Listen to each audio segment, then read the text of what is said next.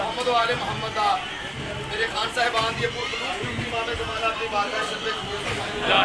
वहाँ फरमाना मालिक इन्हां दी नज़र नियाज़ कर चक्कर आजाद मोहम्मद वाले मोहम्मद दा खालिक अपनी बारगाह शरीफ कबूल फरमाए। बीमार ने बीमारे करबला दा सदका मालिक उन्हां नूं सेहत कुल्ली अता फरमाए। जो तंग दस्त ने मालिक उन्हां दी तंगदस्ती दूर फरमाए। मेरे नहायत वाजिबुल एहतराम जनाब अमानत अली खान साहब मौन अली खान साहब बिलखसूस बताए आले मोहम्मद सफीर आलमी शौक की आफताब जनाब अली हमजा साहब की पुरखलूस गिनती इमाम ज़माना अपनी बारगाह दे विच शरफ कबूल फरमाए। तमाम मोमिनीन दी सेहत और सलामती वास्ते इमाम ज़माना अलैहिस्सलाम दे ज़हूर दी ताजील वास्ते सोहनी सलवात पढ़ लो।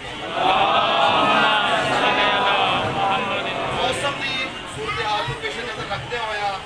सारे अदादारां तो माजरत चाहते हैं कुदरतन मौसम की जो सिचुएशन के हवाले नाल इस तरह हो गया जबकि उन्होंने नीयत के नीयत के इंतजाम कोई कमी नहीं सी। बाकी अमरे इलाही है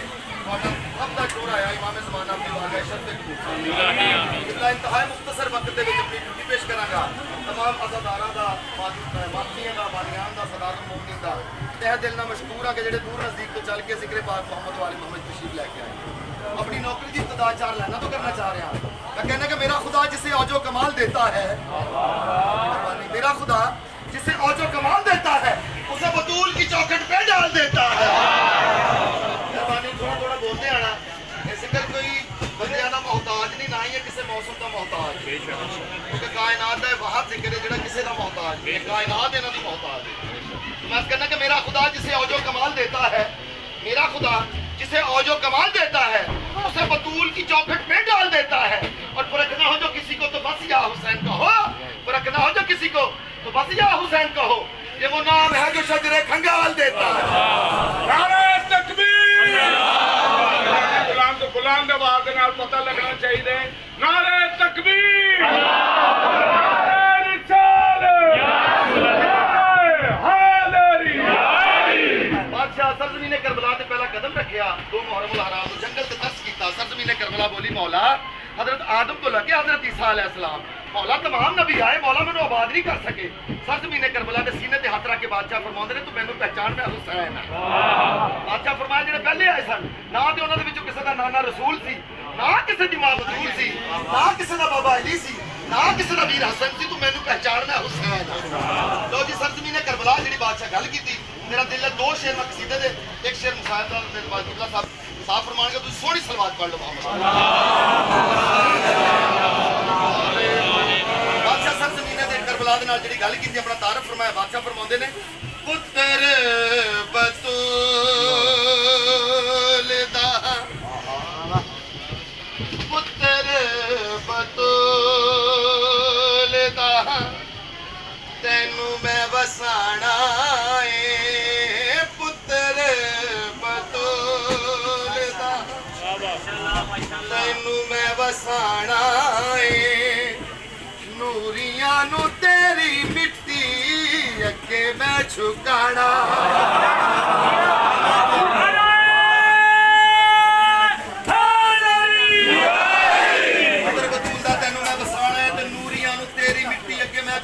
पहली गल जी बादशाह फरमाई कि जेड़े तेरे डर कोलो तोरे हाथ खाली ने मेरे बूहे उत्ते खड़े बने ओ सवाली ने जेड़े तेरे डर कोलो तोरे हाथ खाली ने मेरे बूहे उत्ते खड़े बने ओ सवाली ने उन्हां सारे नबियां दी लज नू बचाना उन्हां सारे नबियां दी लज नू बचाना है जन्नत तो बद के मैं जंगल सजाना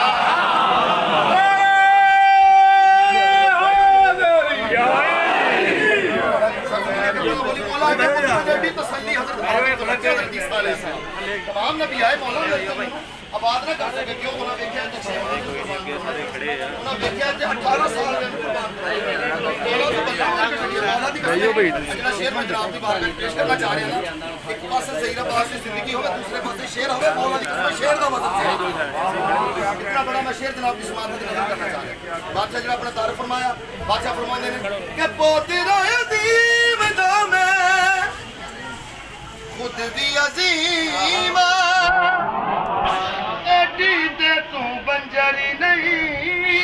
जेड़ा मैं करीम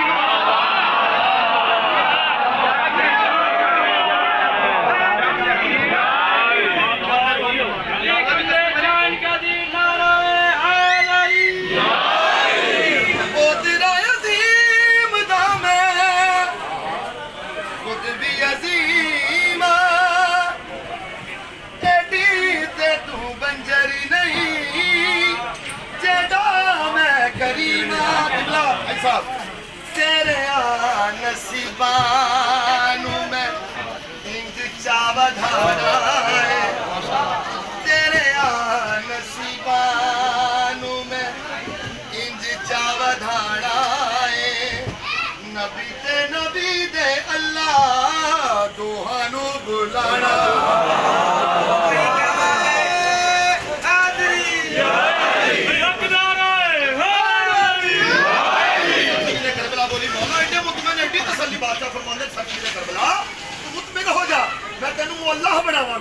सरज़मीन करबला बोली मौला मुअल्ला वो की हुंदा बादशाह फरमाया मेरे नाने ने कदमां ने अरशे मुअल्ला बना दिता मेरे कदमां ने तेनू करबला मुअल्ला बना दिता मैं अक्सर अपनी मजलिसां दे विच अर्ज करदा रहना भाई उस पता कि मेरा हुसैन मेरी चश्मोतर में रहता है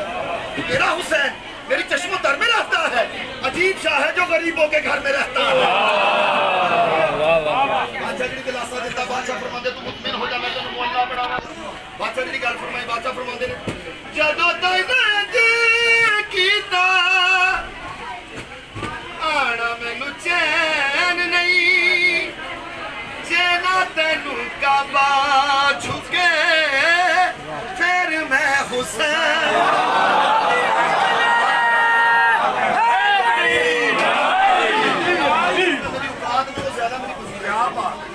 जदों तक कीता आना मैनू चैन नहीं जेना तेनू काबा झुके फिर मैं हुसैन नहीं तेरी सवारी नू मैं अज तो बधाना बयां सर्रे शहादत की अगर तफसीर हो जाए बयां सर्रे शहादत की अगर तफसीर हो जाए तो मुसलमानों का किबला रोज़ा शबीर हो जाए अली हक नाराए जदा ताइना कीता आना मैनू चैन नहीं जेना तेनू काबा झुके फिर मैं हुसैन नहीं तेरी सवारी नू मैं बधाना है तेरी सवारी नू मैं अज तो बधाना है किवें मेरे विच अल्लाह है मैं तेरे विच रहना अली हक नाराए हैदरी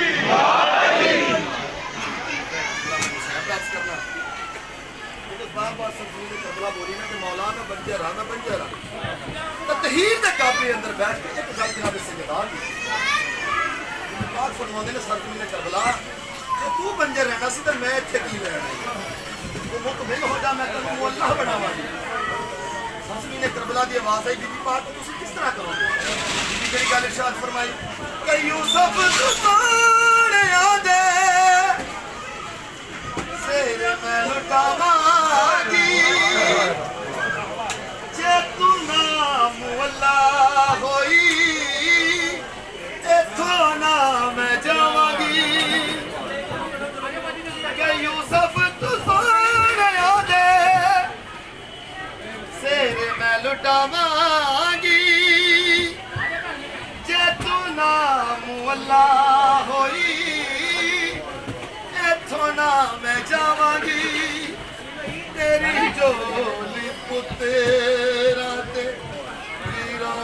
बुलाना है तेरी झोली तो तेरा ते वीरां नूं सुलाना है अपना ते धियां दा मैं बुरका लुटाना बस एक मैं बयान करना एक उमल बनी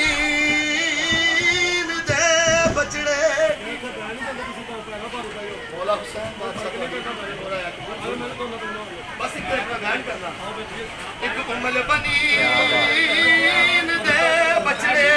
कीते 9 लाख बदमा मगाए गए दे लालच दे जागीर दे खत लिख लिख के पाए गए ते जदा चन बनी हाजम थी कतल गया मैं रहने दो भाई लिबड़ी मनाए गए शबीर दे गल ताई पहुंचन कीते गाजी दे हाथ कट पाए गए ते नहीं 9 लाख साज तू लहरा ਉਹ ਚੁੱਪ ਸ਼ਬੀਰ ਵੀ ਖਾ ਗਈ ਇੱਕ ਪਲ ਦੇ ਵਿੱਚ ਮੌਤ ਅਬਾਸ ਦੀ ਸਯਦਾ ਦੇ ਮਾਣ ਮੁਕਾ ਗਈ ਉਹ ਜਿਹਦੀ 32 ਸਾਲ ਦੀ ਕੁਲ ਮਿਹਨਤ ਬਸ ਉਹ ਵੇਲੇ ਰੰਗ ਲਾ ਗਈ ਜਦੋਂ ਸੈਣ ਰੁਕਈਆ ਤੋਂ ਪਹਿਲੇ ਜਿਹਦੀ ਲਾਸ਼ ਤੇ ਜ਼ੈਨਬ मोहम्मद आले मोहम्मद बुलंद सलावा